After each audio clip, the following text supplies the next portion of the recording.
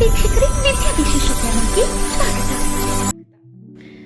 ಈ ಒಂದು ವಿಡಿಯೋದಲ್ಲಿ ನಾವು ಹೇಳ ಹೊರಟಿರುವಂತಹ ವಿಷಯ ಏನೆಂದ್ರೆ, ವರಮಹಾಲಕ್ಷ್ಮಿ ಹಬ್ಬದಲ್ಲಿ ಕಳಶ ಪ್ರತಿಷ್ಠಾಪನೆಯನ್ನ ಮಾಡ್ತೀವಿ. ಕಳಶ ಪ್ರತಿಷ್ಠಾಪನೆ ಮಾಡುವಾಗ ಯಾವ ಎಲ್ಲ ವಸ್ತುಗಳನ್ನ ನಾವು ಕಳಶದಲ್ಲಿ ಹಾಕಬೇಕು ಮತ್ತು ತಪ್ಪಿಯೂ ಯಾವ ವಸ್ತುಗಳನ್ನು ನಾವು ಕಳಶದಲ್ಲಿ ಹಾಕಬಾರದು, ಶಾಸ್ತ್ರಗಳಲ್ಲಿ ಉಲ್ಲೇಖವಾಗಿರುವಂತಹ ವಸ್ತುಗಳು ಯಾವುವು ಅನ್ನುವಂತಹ ಈ ಒಂದು ವಿಡಿಯೋದಲ್ಲಿ ವಿಷಯವನ್ನ ತಿಳಿಸ್ತಾ ಹೋಗ್ತೀವಿ. ವಿಡಿಯೋವನ್ನ ಕೊನೆವರೆಗೂ ನೋಡಿ.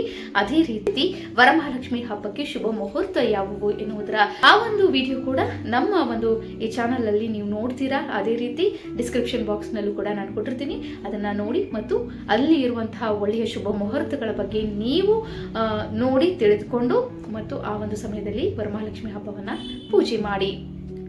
ವರಮಹಾಲಕ್ಷ್ಮಿ ಹಬ್ಬದಲ್ಲಿ ನಾವು ಕಳಶವನ್ನ ಪ್ರತಿಷ್ಠಾಪಿಸ್ತಿರ್ತೀವಲ್ವಾ, ಆಗ ಮೊದಲನೆಯದಾಗಿ ನಾವು ವರಮಹಾಲಕ್ಷ್ಮಿನ ಕೂರಿಸುವಂತಹ ಸ್ಥಳವನ್ನ ಸ್ವಚ್ಛ ಮಾಡಿಕೊಳ್ಬೇಕು. ತದನಂತರ ಅದರ ಮೇಲೆ ಶುಭ್ರವಾದ ವಸ್ತ್ರವನ್ನ ಹಾಕಬೇಕು.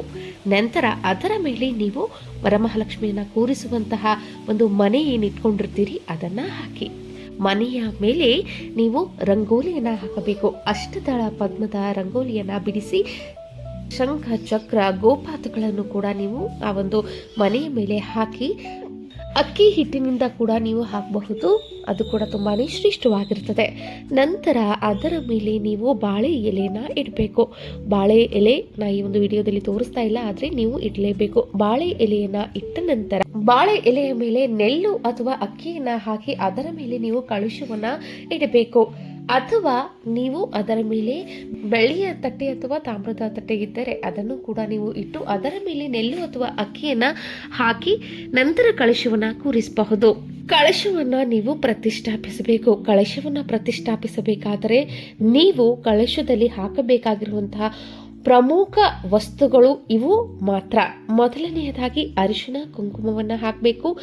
ಚಿಟಿಕೆ ಅರಿಶಿನ, ಚಿಟಿಕೆ ಕುಂಕುಮ, ಒಂದು ಚಿಟಿಕೆಯಷ್ಟು ಅಕ್ಷತೆ ಕಾಳನ್ನು ಹಾಕಿ, ಒಂದು ಗುಲಾಬಿ ಹೂವನ್ನು ಹಾಕಿ, ಒಂದು ತುಳಸಿ ದಳ ಅಥವಾ ನೀವು ಒಂದು ಬಿಲ್ವ ಪತ್ರೆಯನ್ನು ಹಾಕಬೇಕು.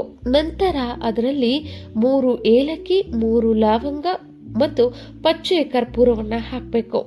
ಪಚ್ಚೆ ಕರ್ಪೂರ ಅದಾದ ನಂತರ ನೀವು ಒಂದು ಬೆಳ್ಳಿಯ ನಾಣ್ಯ ಮತ್ತು ಚಿನ್ನದ ನಾಣ್ಯ, ಬೆಳ್ಳಿಯ ನಾಣ್ಯ, ತಾಮ್ರದ ನಾಣ್ಯ ಇವನ್ನ ಹಾಕಬೇಕು. ಇದು ಇಲ್ಲದಿದ್ದರೆ ಬೆಳ್ಳಿಯ ಮೂಗುತಿಯನ್ನಾದರೂ ಹಾಕಬಹುದು, ಬೆಳ್ಳಿಯ ಉಂಗುರವನ್ನಾದರೂ ನೀವು ಹಾಕಬಹುದು ಮತ್ತು ಚಿನ್ನದ ಉಂಗುರ ಅಥವಾ ಚಿನ್ನದ ಮೂಗುತಿಯನ್ನ ನೀವು ಹಾಕಬಹುದು. ತಾಮ್ರದ ನಾಣ್ಯ ಇದ್ದೇ ಇರುತ್ತದೆ, ಅದು ಇಲ್ಲದಿದ್ದರೆ ನೀವು 5 ರೂಪಾಯಿ ಕಾಯಿನ್ ಏನಿರುತ್ತೆ ಅದನ್ನ ಕೂಡ ನೀವು ಹಾಕಬಹುದು. ಇಷ್ಟು ವಸ್ತುಗಳನ್ನ ನೀವು ಹಾಕಬೇಕು. ಕೆಲವೊಬ್ರು ಕಾಮಾಂಚಿ ಬೇರನ್ನು ಕೂಡ ಇದರಲ್ಲಿ ಹಾಕ್ತಾರೆ, ಅದನ್ನು ಕೂಡ ನೀವು ಕಳಶದಲ್ಲಿ ಹಾಕಬೇಕಾಗುತ್ತೆ. ಯಾವುದೇ ಕಾರಣಕ್ಕೂ ಕಳಶದಲ್ಲಿ ನೀವು ಸಮುದ್ರ ರಾಜನ ಮಗಳಾದಂತಹ ಲಕ್ಷ್ಮಿಯನ್ನ ನಾವು ಆ ಒಂದು ಕಳಶದಲ್ಲಿ ಆಹ್ವಾನ ಮಾಡ್ತಾ ಇರ್ತೀವಿ. ಹಾಗಾಗಿ ನಾವು ಅದರಲ್ಲಿ ನೀರನ್ನ ಹಾಕಬೇಕು. ನೀರನ್ನ ಹಾಕಿದರೆ ಮಾತ್ರ ಕಳಶದಲ್ಲಿ ತುಂಬಾನೇ ಶ್ರೇಷ್ಠ, ಅದು ಸಂಪ್ರದಾಯಬದ್ಧವಾಗಿರ್ತದೆ. ಸಾಕ್ಷಾತ್ ಗಂಗೆಯ ಪ್ರತಿಷ್ಠಾಪನೆ ಅಲ್ಲಿ ಆಗ್ತದೆ. ಗಂಗೆಯನ್ನ ನಾವು ಕಳಶದಲ್ಲಿ ತಂದು ಕೂರಿಸಿದ ಹಾಗೆ ಇರುತ್ತದೆ. ಹಾಗಾಗಿ ಗಂಗೆಗೆ ಪ್ರಾಮುಖ್ಯತೆಯನ್ನ ಕೊಡಬೇಕಾಗುತ್ತದೆ. ಕಳಶದಲ್ಲಿ ನೀರನ್ನ ಹಾಕಬೇಕು. ನೀವು ಅಷ್ಟು ಮೀರಿ ಈ ಕವಡೆ, ಆಮೇಲೆ ಕಪ್ಪು ಪಿಲ್ಲೆ, ಬಾಳೆಪಿಲ್ಲೆ, ನಾನಾ ರೀತಿಯ ಒಂದು ವರಮಹಾಲಕ್ಷ್ಮಿ ಹಬ್ಬಕ್ಕೆ ಬೇಕಾಗಿರುವಂತಹ ಎಲ್ಲ ಸಾಮಗ್ರಿಗಳನ್ನ, ಡ್ರೈ ಫ್ರೂಟ್ಸು ಇವೆಲ್ಲವನ್ನ ನೀವು ಹಾಕಬೇಕು ಅನ್ನುವಂತಹ ನಿಮ್ಮ ಒಂದು ಆಸೆ ಏನಿದ್ರೆ ನೀವು ಮೊದಲು ಒಂದು ಕಳಶವನ್ನ ಇಟ್ಕೊಳ್ಳಿ. ಬಿಂದಿಗೆ ತರ ಇರುತ್ತಲ್ವಾ, ಆ ತರದಾದ್ರೂ ಇಟ್ಕೊಳ್ಳಿ ಅಥವಾ ಒಂದು ಕಳಶವನ್ನಾದ್ರೂ ಇಟ್ಕೊಳ್ಳಿ. ಆ ಕಳಶದಲ್ಲಿ ಅರ್ಧದಷ್ಟು ನೀವು ಅಕ್ಕಿಯನ್ನ ಹಾಕಿಕೊಳ್ಳಿ. ಅಕ್ಕಿಯಲ್ಲಿ ನೀವು ಈ ಎಲ್ಲ ವಸ್ತುಗಳನ್ನ ಹಾಕಬಹುದು. ಅದರ ಮೇಲೆ ನೀವು ಕಳಶವನ್ನ ಇಟ್ಕೊಳ್ಳಿ. ಆ ಕಳಶದಲ್ಲಿ ಮಾತ್ರ ನೀವು ನೀರನ್ನ ತುಂಬಿಕೊಳ್ಳಿ. ನೀರು ಅರ್ಧದಷ್ಟು ಇರಬೇಕು, ಯಾಕೆಂದ್ರೆ ತೆಂಗಿನಕಾಯಿನ ಇಟ್ಟಾಗ ಅದು ಚೆಲ್ಲಬಾರ್ದು ಕೆಳಗಡೆ. ಸೊ ಹಾಗಾಗಿ ಕಳಶದಲ್ಲಿ ನೀರನ್ನ ಹಾಕಿ ಇವೆಲ್ಲ ವಸ್ತುಗಳನ್ನ ಅದರಲ್ಲಿ ನೀವು ಹಾಕಿದ ನಂತರ ನೀವು ತೆಂಗಿನಕಾಯಿಗೆ ಅರಿಶಿನ ಮತ್ತು ಕುಂಕುಮದ ಲೇಪನವನ್ನ ಮಾಡಿ ಅದರ ಮೇಲೆ ಪ್ರತಿಷ್ಠಾಪಿಸಿ. ನಂತರ ಪ್ರತಿಷ್ಠಾಪಿಸಿದ ನಂತರ ನೀವು ತಾಯಿ ಮಹಾಲಕ್ಷ್ಮಿಯನ್ನ ಆಹ್ವಾನ ಮಾಡ್ಕೊಳ್ಳಿ. ಆಹ್ವಾನ ಮಾಡಿದ ನಂತರ ಆಕೆಗೆ ಅಲಂಕಾರ ಮಾಡಿ ನಂತರ ನೀವು ಅವರ ಮಹಾಲಕ್ಷ್ಮಿ ಹಬ್ಬದ ಪೂಜಾ ವಿಧಾನ ಯಾವ ರೀತಿ ಇರುತ್ತೋ ಅದೆಲ್ಲವನ್ನ ನೀವು ಪ್ರಾರಂಭ ಮಾಡ್ತಾ ಹೋಗಿ.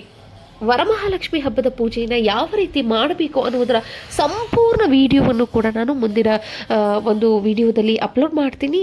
ಅದನ್ನು ಕೂಡ ನೋಡಿ, ಹಾಗೂ ನಾವು ಹೇಳಿರುವಂಥ ಈ ಮಾಹಿತಿ ನಿಮಗೆ ಇಷ್ಟವಾದಲ್ಲಿ ನಮ್ಮ ಚಾನಲನ್ನು ಲೈಕ್ ಮಾಡಿ, ಶೇರ್ ಮಾಡಿ, ಸಬ್ಸ್ಕ್ರೈಬ್ ಮಾಡೋದನ್ನು ಮರಿಬೇಡಿ.